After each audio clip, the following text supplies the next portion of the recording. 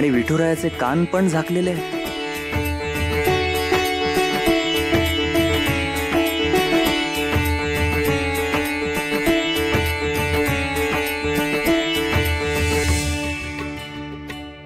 सखू, विठुरायाला थंडी वाजू नये म्हणून असं बांधलंस ना? हो अप्पा, विठुराया कालपासून विहिरीतला पाणीत होता ना, उगीच सर्दी ताप बीप नको यायला.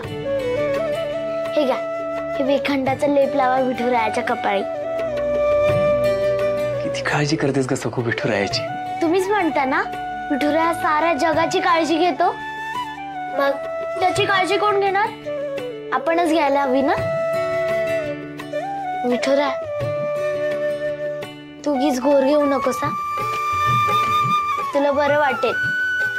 आणि ज्यांनी कोणी तुला विहिरीच्या पाण्याच्या तळाशी ठेवलंय ना, त्याला आपण चांगलीच शिक्षा देऊया. सखू, शिक्षा?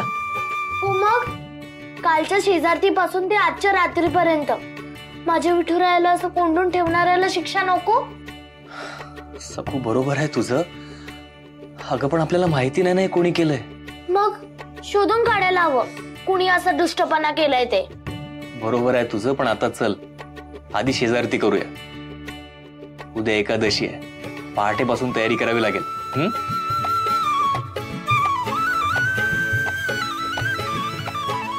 विठुराया, तुला ज्याने कोणी मुद्दामून त्रास दिलाय ना, त्याला पकडायला मदत कर.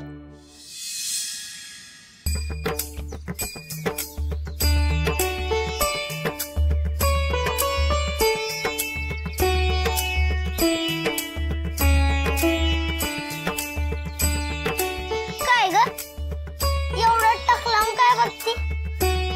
अरे ती बघ ना, ती माळ जरा वाकडी लागली अशी ना वाटत?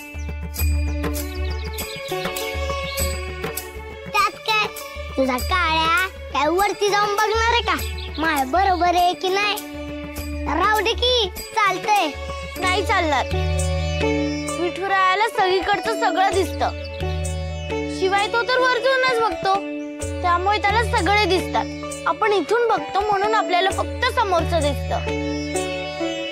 आपल्याला ती माळ सरळ करायला हवी, पण कशी करणार? ती तर खूप वरती आहे.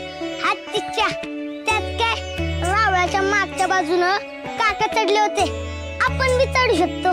चल.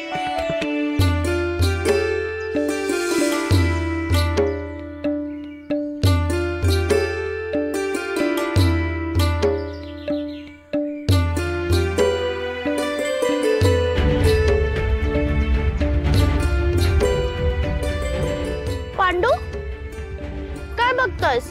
तूच म्हणले